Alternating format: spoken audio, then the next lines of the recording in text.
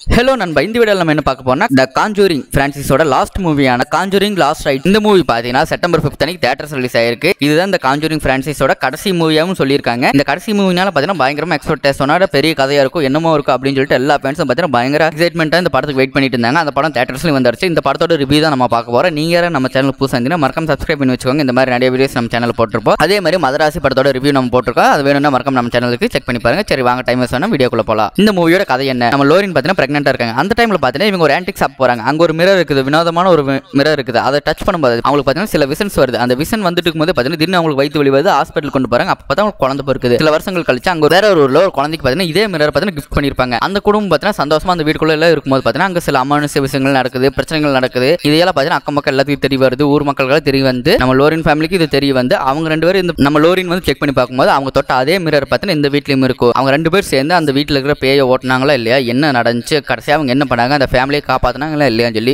அப்படிங்கிறதாங்க இந்த படத்தோட கதை. நீங்க இந்த காஞ்சூரிங் மூவிஸ் எல்லாம் எடுத்துட்டீங்க பார்த்தீங்கன்னா மோஸ்டா கதையில சிம்பிளா இருக்கும். ஒரு வீட்டுக்குள்ள பேய் வந்திருக்கும், பயங்கரமா அட்டகாசம் பண்ணிட்டு இருக்கும். அதை எப்படியே நம்ம தடுத்து நிறுத்தணும், அந்த குடும்பத்தை காப்பாற்றணும் அப்படிங்கிற மாதிரி எல்லா படத்திலும் கதையை கொண்டு போவாங்க. சேம் அதே கான்செப்ட் தான் இந்த படத்தை எடுத்து வச்சிருக்காங்க. நான் என்ன பண்ணிட்டேன், லாஸ்ட் மூவிங்கனால பயங்கரமா எக்ஸ்பெக்டேஷன் வச்சுட்டேன். ஆனா அந்த படம் பார்த்தீங்கன்னா சிம்பிளா நார்மலா தான் இருந்துச்சு. இந்த படத்துல பார்த்தீங்கன்னா ஹாரரை ரொம்ப கம்மி பண்ணிட்டு ஒரு ஃபேமிலி பேஸ்டா கொண்டு போயிருக்காங்க. ஃபேமிலி சென்டிமெண்ட் சீன்ஸ் எல்லாம் பார்த்தீங்கன்னா அதிகமா வச்சிருக்காங்க. ஹாரர் சீன்ஸ் எல்லாம் இந்த படத்துல வருது, ஆனா ரொம்ப ஸ்கேரியா இல்ல, பயங்கரமா இல்ல. நீங்க முன்ன பார்த்த காஞ்சூரிங் படத்துக்களை கம்பேர் பண்ணும்போது இதுல பார்த்தீங்கன்னா பெருசா ஒண்ணும் இல்ல, ஒரு நார்மலா தான் இருந்துச்சு. ரொம்ப பயங்கரமா ஆகா ஓகன்னு சொல்ற அளவுக்கு பயங்கர த்ரில்லிங் எல்லாம் கிடையாது, ஒரு நார்மலாக தான் இருந்துச்சு. பொய்யால சொல்ல விரும்பல, சில இடத்துல பார்த்தீங்கன்னா பயமாவே இருந்துச்சு. நல்ல ஒரு கதைக்களம், நல்ல ஒரு சூப்பரான ஸ்கிரீன் பிளே. இன்னும் அந்த படத்தோட டிராபேக் என்னன்னு பார்த்தீங்கன்னா ஹாரர் சீன்ஸ் எல்லாம் கம்மி பண்ணிட்டு ஃபேமிலி சென்டிமெண்ட் சீக்கிரம் அதிகப்படுத்திட்டாங்க. அதே இருக்கிற வீட்டில் இருக்கிற குடும்பத்தை பார்த்தீங்கன்னா ரொம்ப அதிகமாக காட்டுறாங்க. அண்ட் இவங்களோட போர்ஷன்ஸ் ஆகட்டும், இவங்களோட ஃபேமிலி போர்ஷன்ஸ் இதை மட்டும் கொஞ்சம் அதிகமாக எங்கேஜ் பண்ணி காட்டிட்டாங்க. இது கொஞ்சம் கம்மி பண்ணிட்டு ஹாரர் சீன்ஸ் இன்னும் கொஞ்சம் டீட்டெயிலிங்காக சூப்பராக பண்ணியிருந்தாங்கன்னா நல்லாவே வந்திருக்கு. அது கொஞ்சம் எனக்கு குறைஞ்ச மாதிரி இருந்துச்சு. இந்த படம் 80s நடக்கிற மாதிரி காட்டியிருந்தாங்க. அந்த செட்டப்பும் அந்த ஸ்கிரீன் பிரசன்ஸ் எல்லாம் பார்த்தீங்கன்னா நல்லாவே இருந்துச்சு, சூப்பராகவே இருந்துச்சு பார்க்க. இந்த காஞ்சூரிங் படம் எல்லாமே பார்த்தீங்கன்னா ட்ரூ ஸ்டோரிஸ். அதே மாதிரி இந்த படம் பார்த்தீங்கன்னா ட்ரூ ஸ்டோரி தான். இது பார்த்தீங்கன்னா ஒரு ரியலாக நடந்த ஒரு இன்சிடென்ட் தான் படமாக எடுத்து வச்சிருக்காங்க. இதுவும் பார்த்தீங்கன்னா ஒரு நல்லாவே வந்திருக்கு. நீங்கள் பயங்கரமாக எக்ஸ்பெக்டேஷன் வைக்காம ஒரு சிம்பிளான ஒரு நல்ல ஒரு படம் பார்க்கணும் அப்படின்னு நினச்சிங்கன்னா இந்த மூவியை செக் பண்ணி பார்க்கலாம். நீங்கள் பயங்கரமாக த்ரில்லிங்காக இருக்கணும், ஆகா அப்படி இப்படின்னு நினச்சிருந்தீங்கன்னா அவ்வளோ ஒருத்தல கிடையாது. நீங்கள் எந்த ஒரு எக்ஸ்பெக்டேஷன் வைக்காம நான் ஒரு நல்ல படம் பார்க்கணும் அப்படிங்கிற ஒரு எண்ணத்தோட